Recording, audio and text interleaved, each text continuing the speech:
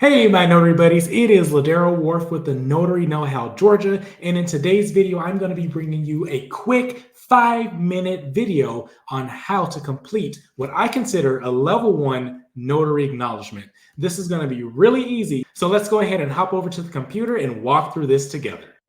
At this point, we've already done all of our due diligence as a notary. We verified the signer. We've made sure the document has been completed fully, not for accuracy, but fully completed. So we're not notarizing any blank spaces. So if you guys want to see a video on how I do that in my business, let me know in the comments and I would be happy to record something like that for you. From top to bottom, to complete our notarial certificate, we have the state of Georgia. Again, all examples will be given from the state of Georgia because that's where my experience is.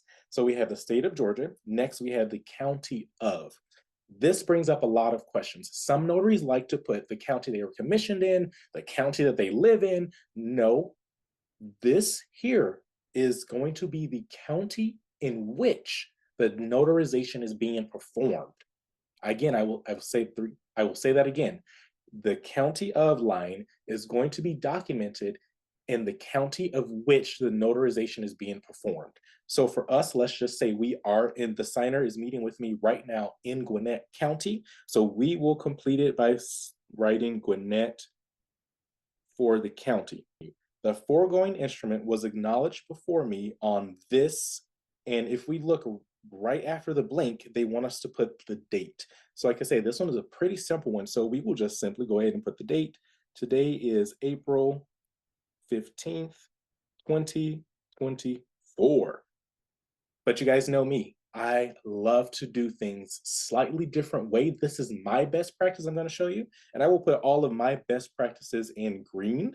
So if the line is long enough, I will write the date in a different format. It is the format that's typical, that we typically see for legal wording or acknowledgement certificates. So this is what that looks like.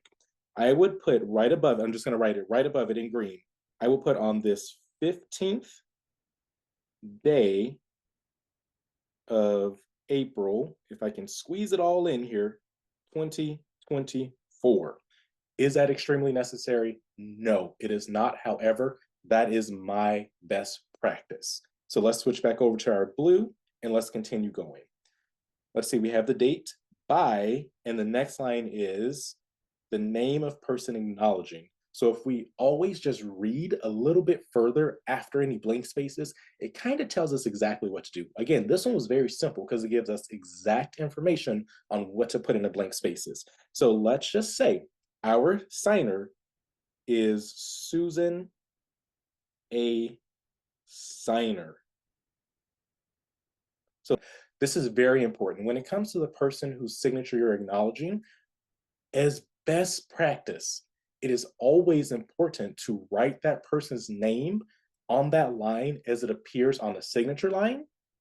Or if you don't have a document where it has their name printed underneath the signature line, look for how their name is presented somewhere else in the document. Generally, that's right up front in the very beginning. So just look through it really quickly, see how it is in there. So for example, if it says Susan Signer, we will write Susan Signer. But in this example, I'm going to say her name appears in the document as Susan A. Signer. Let's continue. Next, we're going to go ahead and sign this as a notary public. And then also, I'm going to do a best practice. So let's switch over to green. And I always print my name underneath my signature. And if I have the space, I'll do it right underneath it. So as you guys can see, I'm writing it right here. And sometimes that little gap won't be there. I have personally written it off to the side as well, just like this. So just so you guys are aware, again, green is my best practice. It's not absolutely necessary, but it's something I do as best practice in my business. Next, my commission expires 3/10/2026. And then the final piece is we will put our notary seal on this document. And that's it, my notary buddies. That was not terrible, was it? All we had to do was read a little bit past the line, and it was pretty easy to figure out exactly what was needed to be done next. I will be seeing you in the next video where we will be completing a level 2 notary acknowledgement. See you soon.